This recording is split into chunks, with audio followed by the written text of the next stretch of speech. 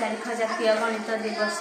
यह दिवसटी बहुत प्रसिद्ध दिवस। मैं हूँ वृत्त मोर कौन शीर्षबिंदु कौन बाहु न थाए मोर गोटे केन्द्रबिंदु थाए मोर केन्द्रबिंदु परिधि प्रति रेखाखंड टाणिले मोर व्यासार्ध मोर व्यासार्धर 2 गुण मोर परिधिर सूत्र होउछि 2πr मोर मोर मोर क्षेत्रफलर सूत्र होउछि πr²। यार उदाहरण है वृत्तर उदाहरण है रुटी चोड़ी इत्यादि। Very good.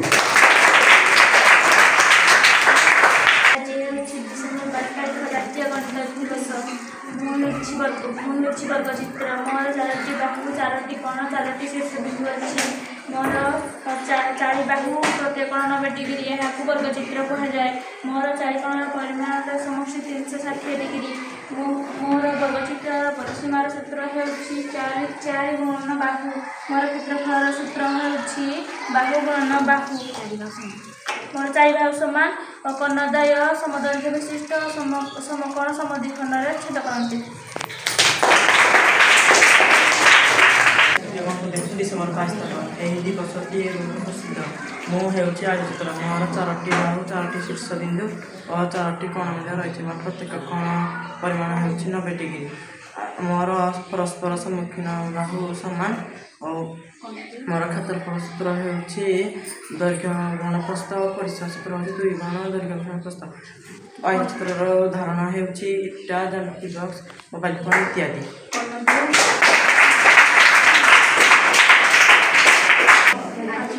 जातीय गणित दिवस डिसेम्बर मास 22 तारीख यहाँ प्रसिद्ध दिवस। मुझे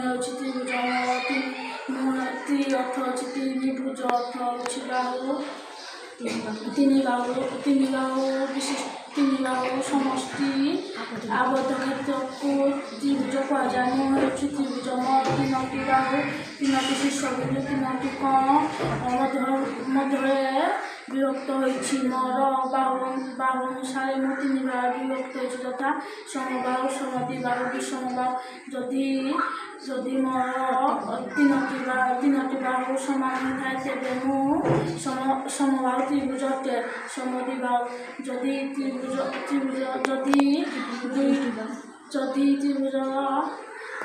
तीनोटी बाहु 2टी बाहु समान होता है तेरे मु समद्विबाहु त्रिभुज अटे।